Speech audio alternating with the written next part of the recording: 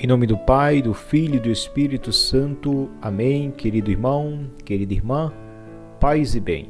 É na alegria do mesmo Espírito que aqui, mais uma vez, nos encontramos no canal Pedro Rondinelli para a reflexão do Santo Evangelho. Hoje a Igreja nos fala, através do evangelista São Mateus, capítulo 22, versículo do 34 ao 40. Proclamação do Evangelho de Jesus Cristo segundo São Mateus. Glória a vós, Senhor. Sabendo os fariseus que Jesus reduzira ao silêncio os saduceus, reuniram-se, e um deles, doutor da lei, fez-lhe esta pergunta para pô-lo à prova: Mestre, qual é o maior mandamento da lei? Respondeu-lhe Jesus: Amarás o Senhor teu Deus de todo o teu coração, de toda a tua alma e de todo o teu espírito. Esse é o maior e o primeiro mandamento. E o segundo, semelhante a esse, é: amarás o teu próximo como a ti mesmo. Nesses dois mandamentos se resumem toda a lei e os profetas. Meus irmãos e minhas irmãs, estas são palavras da salvação. Glória a vós, Senhor. Que as palavras do Santo Evangelho perdoem os nossos pecados e nos conduz à vida eterna. Amém.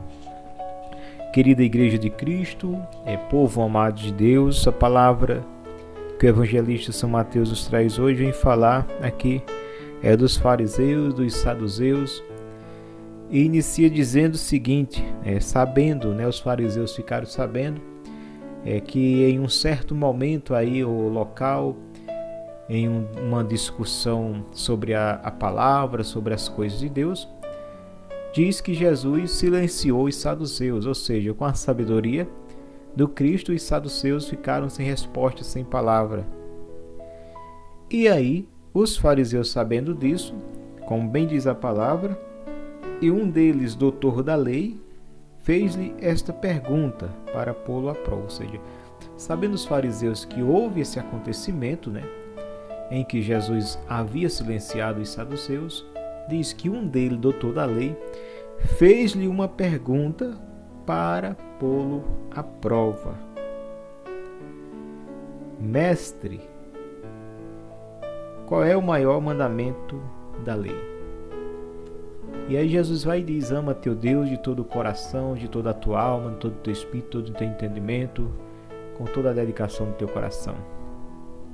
E o segundo, semelhante a esse, é: ama o teu próximo como a ti mesmo. Esses dois mandamentos, sendo cumprido, se cumpre toda a lei e os profetas. Então aqui a gente vê os fariseus sempre armando contra o Cristo.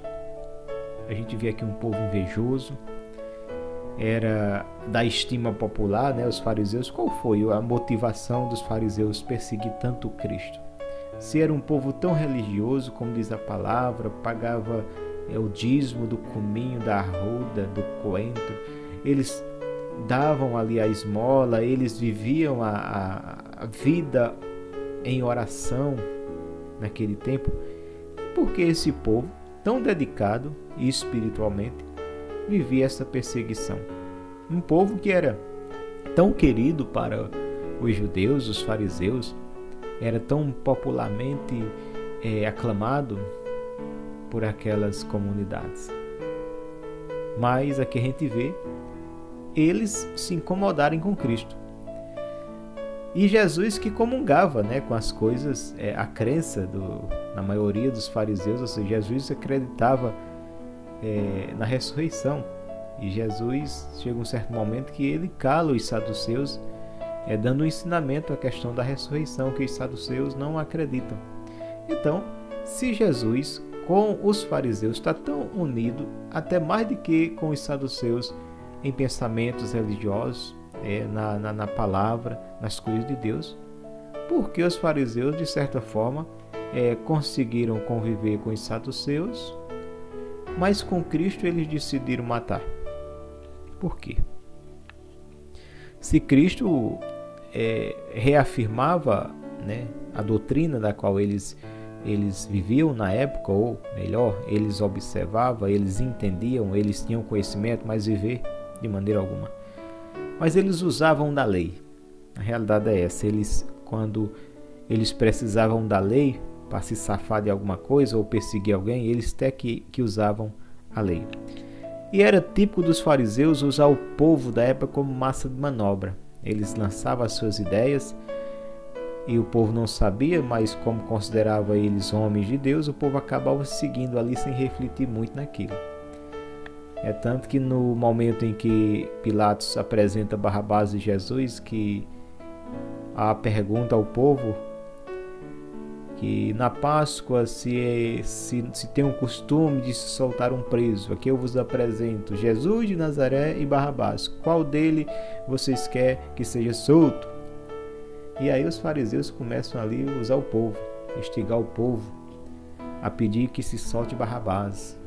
Ora, e o que eu faço com o Cristo, com esse Jesus? Pilatos pergunta. E aí mais uma vez os fariseus entram em ação. Crucifique, crucifique. Aí, ora, os fariseus, as autoridades religiosas estão pedindo, vamos acompanhar que nós não erramos. E aí começam o povo também pedir, crucifica-o, crucifica-o. E aqui a gente vê esses personagens sempre aqui. Agora, para pô-lo à prova, pergunta a Jesus qual é o maior mandamento. E aí Jesus diz, amarás o Senhor teu Deus de todo o teu coração, toda a tua alma, o teu entendimento, é a entrega da tua vida. Mas eis um segundo semelhante e que tem que cumprir os dois para cumprir todo o preceito da lei. Amarás o teu próximo como a ti mesmo. Aí bateu na ferida deles. Porque eles não tinham amor ao próximo. Eles não tinham amor ao próximo. Gente, a lei, toda lei que é criada hoje, ela é criada para beneficiar a vida, para beneficiar o próximo. Quando uma lei ela se é criada para destruir vida, essa lei não está correta. Essa lei, ela não vem do coração de Deus. Essa lei não digo nem meramente humana, mas tem o dedo de Satanás. Tem o dedo de Satanás. Porque aquele que quer destruir a vida desde a sua origem é o demônio. O demônio ele quer destruir. E aí como é que ele vai fazer? Ele vai conseguir adeptos, ele vai conseguir entrar em corações de pessoas para inflamar, para trazer a escuridão e fazer muitas vezes dessas pessoas escravos, onde ele escraviza através da ganância do ter, do poder, e aí vai dando poder a essas pessoas e elas vão tendo medo de perder o poder e aí tem que se tornar ali uma pessoa cativa, né? Cativa, submissa e presa a essas coisas malignas, né? Questão de lei para destruir a vida, isso ou aquilo. Então, o Senhor vem dizer, ama o teu próximo como a ti mesmo. Não basta só dizer, eu amo a Deus de todo o meu coração, odiando o irmão. É isso que Jesus vem dizer. Então, eles viviam isso bem tranquilamente, né? Eles diziam, nós amamos a Deus, nós faz tudo direitinho, mas nós odeia, né, o próximo. Aqui no sábado, se tem um morrendo, ninguém pode socorrer, deixa ele morrer. Para que ele foi inventado morrer no sábado? Para que ele foi inventado ter uma dor no sábado? Então no sábado se vê isso. A lei acima de tudo, acima da vida. Não, a vida, o outro é importante. É importante. E é importante de tal forma que a gente tem que, tudo que se vai criar tem que se pensar num todo, tem que se pensar no bem comum. Então foi isso que Jesus veio trazer o ensinamento. Jesus veio não condenar a riqueza, não desprezar fariseus ou saduceus. Jesus veio trazer o cumprimento perfeito da lei que já tinha. Não vinha abolir, mas vinha dar o pleno cumprimento. E a plenitude do cumprir a lei de Deus é amando. Devemos viver esse amor. Nós devemos cumprir a lei seca sem amor. Então é isso que Cristo veio trazer. E aqui a gente vê um grupo que de certa forma marcou Jesus. Ficavam ali sempre nas peregrinações do Senhor, caminhando com Jesus, mas com o coração fechado e só de olho nas atitudes de Jesus para buscar algum pretexto para acusar o Senhor. Talvez aconteça isso no nosso meio. Talvez aqueles que venham não têm interesse naquele momento, mas ficam só de observância para, de certa forma, procurar um meio de perseguir e até, se puder, destruir. Mas a gente sabe que a obra é de Deus e é Deus que ali está. Foi o grande erro dos fariseus. Eles não entenderam bem, não quiseram tomar o conselho de Gamaliel. Se tivesse tomado, eles teriam se dado bem. Olha, não vos metais com esses homens. Se tal obra vier deles, por eles mesmos, com o tempo, faz se desfazer. Mas se é de Deus e vocês vão tentar, de certa forma, proibir esse trabalho, essa evangelização, vocês vão se arriscar a brigar com o próprio Deus. Olha, e não é bom. Eles, naquele momento ali, receberam aquele conselho, estavam com o pensamento de matar, aí não mataram, açoitaram e soltaram os apóstolos, mas depois vieram perseguir novamente, né? Aqui o mestre, no início de tudo. Depois os apóstolos sofreram, e assim sucessivamente tantos outros que foram martirizados, perseguidos e mortos pelas autoridades religiosas da época. Então eles não tomaram o conselho de Gamaliel e continuaram perseguindo a igreja de Cristo, na pessoa dos apóstolos, matando, açoitando e aí fazendo tanta coisa absurda com os discípulos do Senhor. Pedro morto, crucificado, Estevão como primeiro mártir depois de Cristo apredejado, Paulo preso, depois decapitado, João Batista decapitado e aí por diante. Então foi um derramamento de sangue enorme daqueles que acreditavam no Cristo e não recuaram um passo sequer da sua fé, do seu amor, da sua crença. Então a gente vê aqui que sempre houve e sempre vai existir grupos que às vezes querem um se denominar melhor ou maior ou certo e o outro errado. Aqui a gente vê os saduceus e os fariseus. Havia também os zelotas, os essênios. Então eram grupos que se diferenciavam uns dos outros, mas sempre com o mesmo veneno no coração, querer ser o mais certo, querer ser o melhor e o predominante e o único ali naquele meio. Aí vem Jesus de Nazaré nesse contexto e aí todos agora olham para esse cara é perigoso.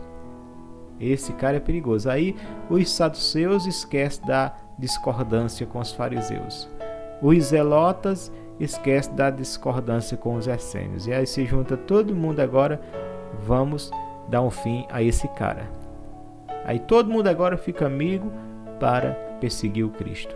Então, meus irmãos, era assim a vida do Cristo naquele tempo. Mas Jesus não desviou da missão. Jesus tinha convicção daquilo que ele veio fazer, daquilo que ele veio plantar no coração da humanidade, que era revelando ao coração do povo um Deus não carrasco, não condenador, mas um Deus amoroso, um Deus que veio para perdoar, para amar e dar vida e vida em plenitude. Meu reino não é desse mundo. Não se preocupa, Herodes, não se preocupa, Pilatos. Eu não vim aqui tomar a coroa de lata de vocês, porque meu reino não é deste mundo. Eu vim implantar o reino do meu Pai, que é o reino do amor, que nasce primeiramente dentro e depois vem para fora, dentro do coração de todo homem e mulher de boa vontade que se abre ao anúncio da palavra. O próprio Deus se faz homem, o Verbo se fez carne e habitou entre nós para poder catequizar e evangelizar a cada um de nós. Então, veja que graça grande. A humanidade é evangelizada pelo próprio Deus que desce do céu, se faz um com todos para ganhar todos, evangelizar todos, salvar a todos. Que eu e você, meu irmão, possamos abraçar o Cristo. Que a entrega do Cristo na cruz não seja para mim nem para você em vão, mas que tenha o poder de transformar e salvar a nossa vida, porque Cristo de uma vez por todas se entregou na cruz, conquistou a vida eterna e agora diz a mim e a você: vem, me aceita como teu único Senhor e Salvador e terás a vida. Aqui foi mais uma reflexão no canal. Fica com Deus que eu vou com Ele. Paz e bem.